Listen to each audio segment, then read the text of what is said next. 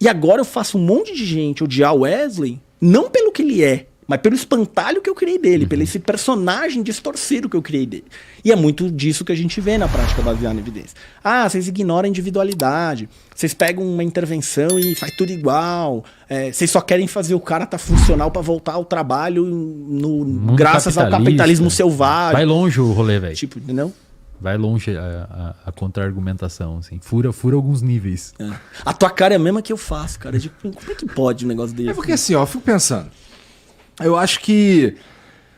Vamos lá. O cara deve estar pensando assim, puta, velho, fiz um programa, os caras estão falando o rolê óbvio aqui. Não. Que puta rolê chato, Ninguém vai ver essa merda. Não, Ninguém vai assistir. eu tô interessado falando... mesmo.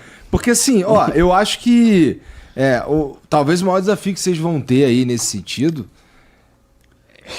Porra, vocês têm que motivar alguns caras que estão desmotivados, tá ligado?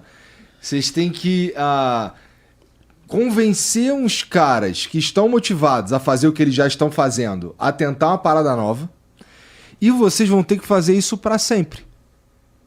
Acho que é uma batalha bem... pra sempre, porque assim, pra sempre vai ter um cara que não ser motivado, irmão. Porque o maluco desmotivado, ele vai cair naquela porra lá que vocês estavam falando antes. E tem uma outra parada que eu acho que agrava o seu discurso e o seu argumento, e acho que você nem tem noção.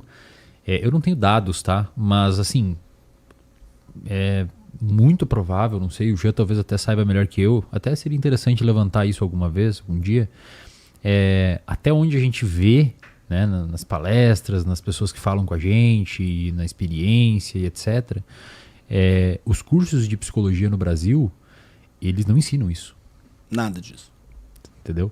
Eu fui descobrir isso no meio do meu doutorado. E eu fiz toda uma faculdade de psicologia. E eu nunca ouvi prática baseada em evidência e coisas nesse sentido. Inclusive, dentro das abordagens psicoterapêuticas, de 5 anos de faculdade que eu tive, cara, eu acho que eu tive umas 4 disciplinas, uns 4 semestres. Uma disciplina em cada semestre. Ou seja, uma noite na semana, em cada semestre, para falar de intervenções que têm evidência científica. Todo o resto, do ponto de vista clínico, né, porque tem outras coisas na psicologia, tem organizacional e tal, todo o resto de psicologia clínica... Mas vocês estudam casos. Casos, mas sustentado numa abordagem psicoterapêutica que não tem evidência. Isso é ensinada durante a graduação, é feita em estágios e formam pessoas para atuar na clínica com abordagens que não têm evidência. Eu não sei onde o Jean se formou, se era assim, mas eu tenho, cara, inúmeros relatos, e quando você conversar com alguém que fez psicologia, pergunte, e você vai perceber que no Brasil existe uma questão institucional mesmo muito forte no ensino das graduações, de pouca prática baseada em evidência e muitas abordagens sem evidência. Então é uma luta complicada. Sim, mesmo, porque se forma uma leva de pessoas formada sem isso. Mas tem uma coisa que eu tenho um otimismo quando você disse assim, cara, você tem que fazer isso muito, motivar o cara, né, e fazer isso pra sempre. Eu concordo com você totalmente. Tem uma parte do pra sempre que é uma boa notícia, que é, quando eu comecei a falar disso, acho que foi no final de 2012... só em meios acadêmicos, congressos, etc., nada para o grande público como aqui, cara, talvez tivesse só eu no Brasil falando disso, talvez eu e mais 2, 3, no máximo. Né? E aí, o que começou a acontecer? A gente começou a ter gente falando com a população em geral, como o Wesley, que tem milhões de seguidores e um monte de gente que não é da área, tá? E aí começou a ter mais gente chegando nisso, ou porque viu ele, ou porque viu eu, ou porque eu leio um texto que eu escrevi, ou porque... E aí você começa a entrar num ciclo de reprodução. Por exemplo, eu tive um aluno que teve os seus alunos, que teve os seus alunos.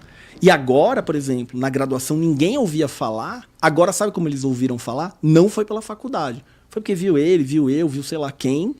E falou, tem um negócio legal aqui, ó, manda um vídeo pra cá, compartilha ali, ó, no Flow, os caras falando de psicologia, você não é estudante de psicologia, não sei o que. E aí, de repente, cara, a gente começou a ver o quê?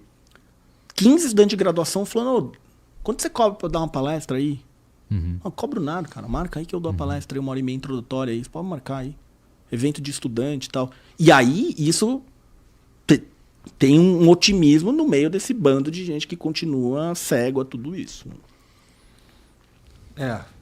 Não sei se é uma escolha, vamos lá, eficiente, não, sei lá, levar o que tem, né? O que a gente tem de estudo mesmo. Porque a gente não tá falando de, sei lá, eu escrevi uma parada. Nós estamos falando dos caras que estudaram e fizeram, sei lá, um relatório, não sei como funciona. Pesquisas, né? A vida inteira. A vida inteira. Grupos e grupos e grupos de pesquisadores, né? E quando é que foi esse teu início aí pra falar dentro das faculdades, esses lugares aí? Cara, foi assim, Como é que tu foi recebido? No primeiro momento, boa bem... pergunta, cara. Posso dar um passo pra trás? Como eu cheguei nisso? Eu cheguei nisso assim, eu comecei a atender em consultório, eu tinha sido um puta aluno bosta na escola e o maior nerd na faculdade, porque tipo, me apaixonei pela área e tal. E estudei pra cacete, cara. Assim, pra você ter ideia, eu me formei com uma pós-graduação já concluída, assim. E aí entrei no mestrado. Eu nem sabia que dava. Dava de uma certa forma, tal, dava. Claro. E aí o que aconteceu, cara? Eu comecei a atender os pacientes e eu tinha a sensação que eu não sabia o que fazer. Falei, pô, mas eu estudei, cara, uma das melhores faculdades de psicologia do Brasil. Eu recebia orientação de grandes terapeutas que você paga lá pro cara te orientar, chama supervisão clínica. Pô, eu me formei com média 9.2, 9.3 pondeira. Cara, eu fui um aluno, assim, desculpa, modéstia à parte. E eu não sei o que fazer, cara, no consultório. Isso começou a me dando uma agonia de, cara, será que eu sou um picareta? Será que eu sou um estelionatário, cara? Né? Porque, porra, tipo, eu não sei o que fazer, cara. Parece que eu tô sempre improvisando e reinventando a roda e tentando descobrir o que fazer. E meio nesse oceano, tá ligado? E, cara, eu tinha insônia com essa merda, assim. Cara, eu me sinto um puto. Eu devia ter sido advogado, que nem meu pai falou. Entendeu? Qual que é a moral da história? Não vá pro psicólogo, acabou de se formar. Pelo contrário. Graças a esse movimento, hoje tem cara recém-formado que dá banho em muita gente experiente. Exatamente. Mas vai lá, E aí, cara... Aí eu tava no mestrado e comecei a falar, cara, eu vou parar de atender, porque pra atender desse jeito, cara, eu prefiro achar outra coisa pra fazer do que não dormir em paz à noite, entendeu? E aí, nessas insônias e hiperatividade, que eu sempre fui muito ativo e tal, não sei o quê, cara, comecei a fuçar, cheguei nesse termo. Prática baseada em evidências, em inglês. O que é isso aqui? Fui, cara, aí eu te passei, sei lá. Abriu uma janela. Madrugada, Eu falei, caraca, bicho, existe tudo isso aqui, nananã. E aí isso virou o tema da minha tese de doutorado e tal. Então quando eu comecei a falar sobre isso, era tipo, interessante, meio que nem você, assim, mas é meio óbvio, né? Depois que as pessoas começaram a cair a ficha do quanto que isso era antagônico a muita coisa já conservadora e tradicional na academia, na prática clínica, aí eu comecei a tomar a paulada, assim. Até de ex-colega. Os caras te receberam mesmo na porrada, foi assim. Cara, sabe o que é? É interessante, assim, porque a cada 10 que me receberam na porrada, 500 me receberam de braço aberto e queriam aprender. Então não é um problema. Foda-se.